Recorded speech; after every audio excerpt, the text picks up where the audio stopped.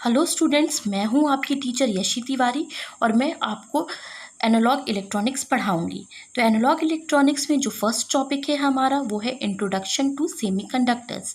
तो आइए देखते हैं कि सेमीकंडक्टर्स किसे कहते हैं। तो बच्चों, सेमीकंडक्टर्स ऐसे एलिमेंट्स होते हैं जिसकी कंडक्टिविटी कंडक्टर से कम होती है लेकिन इंसुलेटर से ज़्यादा होती है। जैसा कि हम सब जानते ही हैं कि कंडक्टर्स वो एलिमेंट हैं जिनमें करंट और हीट ईजिली फ्लो हो सकता है, जबकि इंसुलेटर्स वो एलिमेंट्स होते हैं हाँ जिनमें करंट और हीट ईजिली फ्लो नहीं होता है।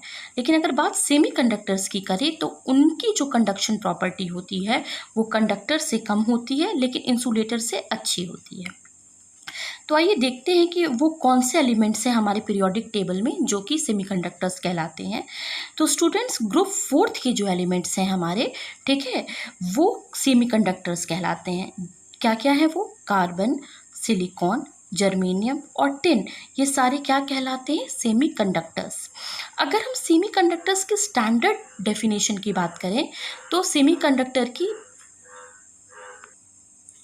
अगर स्टूडेंट्स हम सेमीकंडक्टर की स्टैंडर्ड डेफिनेशन की बात करें तो सेमीकंडक्टर्स वो एलिमेंट होते हैं जिनकी कंडक्टिविटी रूम टेम्परेचर पे 0 की लगभग होती है। मैं फिर से कह रही हूँ स्टूडेंट्स, 0 नहीं होती है, 0 की लगभग होती है। तो ये जो 4 सेमीकंडक्टर्स हैं हमारे, इनमें से जो 2 सेमीकंडक्टर्स हैं वो हमारे इलेक्ट्रॉनिक्स डिवाइसेस में बहुत ही वाइडली यूज्ड होते हैं। उन्हीं की हेल्प से हमारे इलेक्ट्रॉनिक डिवाइसेस बनते हैं। तो आइए देखते हैं कि वो कौन से 2 सेमीकंडक्टर्स हैं जिनका हमारे इलेक्ट्रॉनिक्स में सबसे ज़्यादा यूज़ होता है। तो पहला है सिलिकॉन, ठीक है, और दूसरा है जर्मेनियम। सिलिकॉन और जर्मेनियम के हेल्प से या इनके कंपाउंड की हेल्प से ही हमारे मैक्सिमम इलेक्ट्रॉनिक डिवाइसेस स्टूडेंट्स बनाए जाते हैं। तो हम थोड़ा सा ओवरव्यू लेंगे सिलिकॉन और जर्मेनियम के बारे में, थोड़ा सा फ्लैशबैक में जाएंगे। आप सबको पता ही होगा लेकिन थोड़ा सा हम एक बार रिवाइंड करने के लिए आपको बताते हैं। सिलिकॉन का जो एटॉमिक नंबर होता है स्टूडेंट्स वो 14 होता है और इसकी जो इलेक्ट्रॉनिक कन्फिग्रेशन होती है स्टूडेंट्स वो क्या होती है? 284, ठीक है। तो इसकी जो आउटर मोस्ट ऑर्बिट में कितने इलेक्ट्रॉन्स होते हैं स्टूडेंट्स? 4 इलेक्ट्रॉन। और इसकी जो वैलेंसी होती है वो भी क्या होती है? 4 ही होती है, ठीक है। अगर इस सिलिकॉन एटम की एटॉमिक स्ट्रक्चर की बात करें तो हम सब ने क्लास 10th में एटॉमिक स्ट्रक्चर पढ़ाई है, तो हमें पता है कि सेंटर में न्यूक्लियस होता है और न्यूक्लियस के चारों ओर फिक्स्ड एनर्जी ऑर्बिट्स होती हैं जिसमें कि इलेक्ट्रॉन्स रिवॉल्व करते हैं, ठीक है स्टूडेंट्स। जो इनर शेल होता है उसे के कहते हैं, जो बीच का होता है उसे एल, फिर एम, और ऐसे ही जैसे नंबर ऑफ शेल्स बढ़ते जाते हैं हमारी नेमिंग भी बढ़ती जाती है। तो अगर सिलिकॉन की बात करें तो इसके इनर शेल में कितने इलेक्ट्रॉन्स होंगे स्टूडेंट्स? 2 इलेक्ट्रॉन्स होंगे, ठीक है। इसके बीच के शेल में कितने होंगे? 8 इलेक्ट्रॉन्स होंगे। और इसके सबसे बाहरी कक्षा में कितने इलेक्ट्रॉन्स होंगे? 4, 1 2 3 4। आउटर ऑर्बिट्स में कितने होंगे? 4।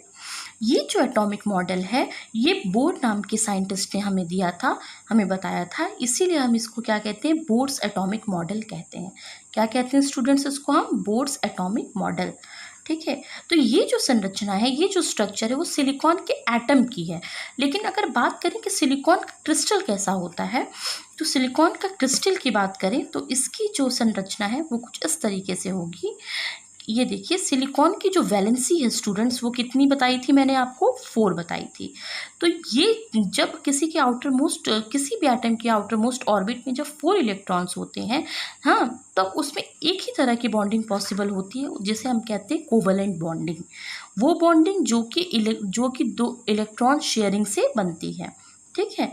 तो अब क्या होता है कि सिलिकॉन एटम्स जो होते हैं, हर सिलिकॉन एटम अपनी चारों ओर सिलिकॉन एटम से घिरा हुआ होता है, ठीक है।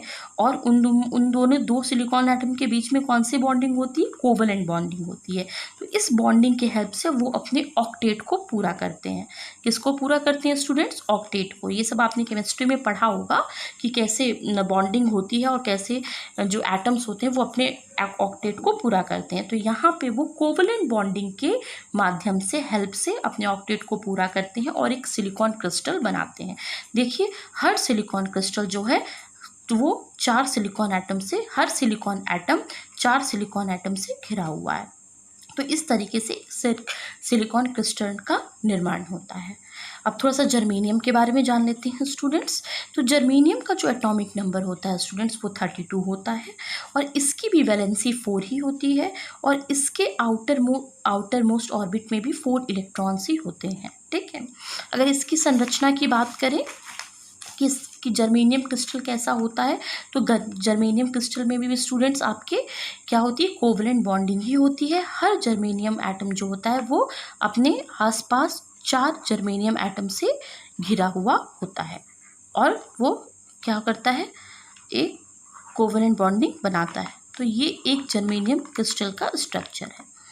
तो स्टूडेंट्स ये थोड़ा सा मैंने आपको बताया है कि सिलिकॉन का क्या होता है स्ट्रक्चर, सिलिकॉन क्रिस्टल का स्ट्रक्चर कैसा होता है और जर्मेनियम क्रिस्टल का स्ट्रक्चर कैसा होता है। ठीक है, देखिए एक चीज़ और इसमें आपको मुझे बतानी है कि जब हम एटम की बात करते हैं तो एटम में जो हमारे एनर्जी लेवल्स होते हैं बेटा, ठीक है स्टूडेंट्स, वो डिस्क्रीट होते हैं। डिस्क्रीट का मतलब क्या होता है, अलग अलग होते हैं। ठीक है, जैसे आपको दिख रहा है ना, ये के एनर्जी लेवल है, एल एनर्जी लेवल है, एम एनर्जी लेवल है।